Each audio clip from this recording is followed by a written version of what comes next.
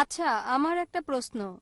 সূরা আলে ইমরান আয়াত 50, এতে বলা হয়েছে যিশু শিক্ষাকে মানতে। তাহলে কেন মানুষ মানছে না? বোন নামটা বলবেন প্লিজ। Chastity? বোন প্রশ্ন করলেন যে কোরআন বলছে সূরা আল ইমরান অধ্যায় 3 আয়াত 50 যে আমাদেরকে যীশু খ্রিস্ট বা ইসলাম ইসলামের শিক্ষা অনুসরণ করতে হবে। অনেক আয়াতই আছে যেগুলো বলছে আমাদেরকে ঈসা আলাইহিস সালামের উপর বিশ্বাস করতে হবে। বোন আপনাকে পরিষ্কার করে বলি যে ইসলামই একমাত্র খ্রিস্টান ধর্ম যেটা যিশু বা ঈসা আলাইহিস সালামের উপর বিশ্বাসের গুরুত্ব দিয়ে থাকে। সে কখনোই মুসলিম না যদি যিশু বা ঈসা আলাইহিস সালামকে বিশ্বাস না করে। আমরা বিশ্বাস করি তিনি ছিলেন আল্লাহ সুবহানাহু ওয়া তাআলার একজন মহান নবী। আমরা বিশ্বাস করি তিনি ছিলেন মসিহ মানে খ্রিস্ট। আমরা বিশ্বাস করি তার জন্ম হয়েছে অলৌকিকভাবে কোনো পুরুষের স্পর্শ ছাড়াই, যা অনেক আধুনিক খ্রিস্টানই এখন এটা বিশ্বাস করে না। আমরা বিশ্বাস করি তিনি মৃতকে জীবিত করতেন আল্লাহর সাহায্যে।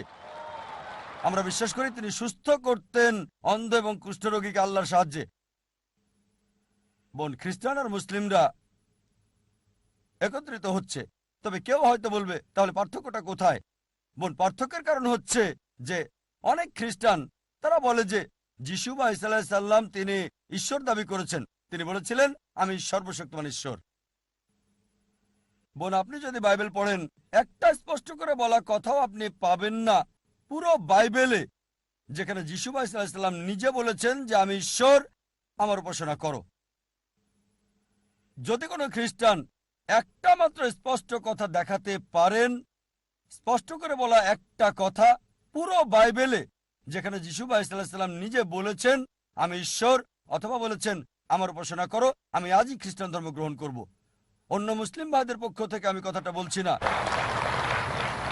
সত্যি বলতে যদি বাইবেল পড়েন এতে বলা হয়েছে গসপেল অফ জন অধ্যায় 14 অনুচ্ছেদ 28 যিশু আলাইহিস সালাম বলেছেন আমার পিতা আমার চেয়ে মহান। গসপেল অফ জন অধ্যায় 10 অনুচ্ছেদ 29 আমার পিতা সবার চেয়ে মহান।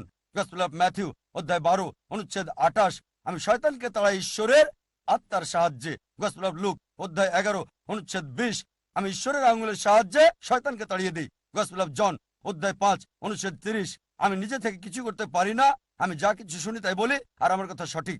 আমি আমার নিজের ইচ্ছায় চলি না, সর্বশক্তিমানের ইচ্ছায় চলি, আমার পিতার ইচ্ছায় চলি। যদি কেউ বলে যে আমি নিজের ইচ্ছায় চলি না, সর্বশক্তিমান ঈশ্বরের ইচ্ছায় চলি, সে মুসলিম। যিশু বা ঈসা আলাইহিস সালাম ছিলেন মুসলিম, কখনো ঈশ্বর দাবি করেননি। আর এটা স্পষ্ট করে উল্লেখ আছে বুক অফ অ্যাক্টস 2 নম্বর অধ্যায় অনুচ্ছেদ 22 শোনো ইসরায়েলবাসী, নাজারেথের যিশু তোমাদের মধ্য থেকে ঈশ্বর তাকে মনোনীত করেছেন অলৌকিকত্ব আর নিদর্শনের মাধ্যমে, যা ঈশ্বর তাকে দিয়ে করিয়েছেন তোমরা দেখেছো। নাজারেথের যিশু তোমাদের মধ্যে ঈশ্বর মনোনীত একজন মানুষ, অলৌকিকত্ব আর নিদর্শনের মাধ্যমে ঈশ্বর যা তাকে দিয়ে করেছেন তোমরা তা দেখেছো। তাই আমরা বিশ্বাস করি যীশু খ্রিস্ট বা ঈসা আলাইহিস সালাম আল্লাহ সুবহানাহু ওয়া তাআলার একজন মহান নবী ছিলেন, তবে ঈশ্বর ছিলেন না। এখানে আমরা পার্থক্য করি। যিশুর শিক্ষার ব্যাপারে এখন বলবো। আপনার মূল প্রশ্ন ছিল যে কোরআন বলছে আমাদেরকে যিশু বা ঈসা আলাইহিস সালামের শিক্ষা অনুসরণ করতে হবে। যখন যিশু বা ঈসা আলাইহিস সালাম পৃথিবীতে এসেছিলেন তাকে পাঠানো হয়েছিল শুধু ইহুদিদের জন্য, শুধু বনী ইসরাইলদের জন্য। কোরআন স্পষ্ট করে বলছে সূরা সাফ অধ্যায় 61 আয়াত 6 যে যিশু বা ঈসা আলাইহিস সালাম নবী হিসেবে এসেছিলেন বনী ইসরাইলের কাছে।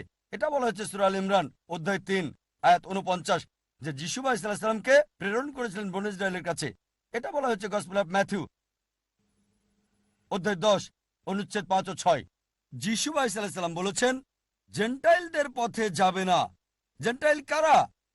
যারা ইহুদি নয়, হিন্দু, মুসলিম। জেন্টাইলদের পথে যাবে না, সামারিটানদের শহরে প্রবেশ করবে না, বরং ইসরায়েলের হারানো মেষদের কাছে যাবে। একই কথা বলা হয়েছে গসপেল অফ ম্যাথিউ অধ্যায় 15 অনুচ্ছেদ 24। তিনি অনুসারীদের বলছেন আমাকে প্রেরণ করা হয়েছে শুধুমাত্র ইসরায়েলের ঘরের হারানো মেষদের কাছে। সুতরাং যীশু খ্রিস্টকে পাঠানো হয়েছিল বনী ইসরায়েলদের জন্য, আর তার কথা মানা জরুরি ছিল নির্দিষ্ট একটা সময়ের জন্য। এই কথা বাইবেল বলছে এবং কোরআনও বলছে। তারপর বোন যদি আপনি বাইবেল পড়েন যিশু আলাইহিস সালাম যা বলেছেন যদি ভালো করে দেখেন, এটা হচ্ছে গসপেল অফ লুক যে যিশু আলাইহিস সালামের খাতনা করা হয়েছিল 8ম দিনে। আমরা মুসলিমরা মাশাআল্লাহ খাতনা করে থাকি। অধিকাংশ খ্রিস্টানই খাতনা করে না। তাই যদি বলেন যিশু ভাই সাল্লাল্লাহু আলাইহি ওয়াসাল্লামের শিক্ষা অনুসরণ করলে খ্রিস্টান হওয়া যাবে, তাহলে আমি বলবো আমি বড় খ্রিস্টান ওই খ্রিস্টানদের চেয়ে। এটা বলা হচ্ছে বাইবেলে,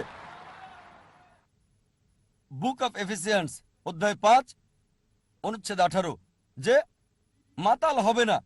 এটা বলা আছে বুক অফ প্রবাদ অধ্যায় 20 অনুচ্ছেদ 1, যে মদ একটা ধোঁকা। আমরা মুসলিমরা মদ পান করি না। কোরআন বলছে সূরা মাইদা অধ্যায় 5 আয়াত 90, মদ হারাম, আমরা স্পর্শ করি না, কখনো আমরা মদ খাই না। মুসলিমরা একটা বড় সম্প্রদায় যারা এটা করে না। সুতরাং বাইবেল অনুযায়ী মদ পান করতে পারবেন না।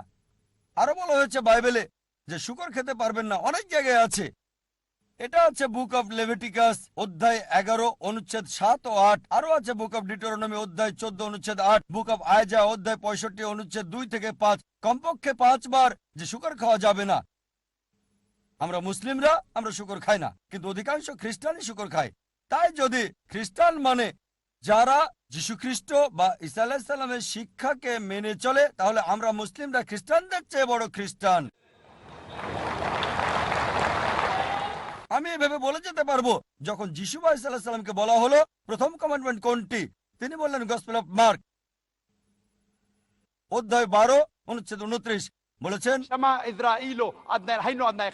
এটা হিব্রু ধৃতি, যার মানে শোনো হে ইসরায়েলবাসী, প্রভু আমাদের প্রভু একজন। আমরা মুসলিমরা মাশাআল্লাহ আমরা বিশ্বাস করি এক আল্লাহকে। অধিকাংশ খ্রিস্টান বিশ্বাস করে ট্রিনিটিতে, পিতা পুত্র এবং পবিত্র আত্মা। তাই যদি বলেন খ্রিস্টান মানে যে যীশু ভাই সাল্লাল্লাহু আলাইহি সাল্লামের শিক্ষাকে অনুসরণ করে, আমরা মুসলিমরা খ্রিস্টানদের চেয়ে বড় খ্রিস্টান। আপনি আমার ভিডিও ক্যাসেট দেখতে পারেন, ইসলাম এবং খ্রিস্টান ধর্মের সাদৃশ্য, সেখানে বিস্তারিত আপনি পাবেন। আমরা বাইবেলের চেয়ে বেশি অনুসরণ করছি যীশু ভাই সাল্লাল্লাহু আলাইহি সাল্লামের শিক্ষা, খ্রিস্টানদের চেয়ে বেশি। আশা করি উত্তরটা পেয়েছেন বোন।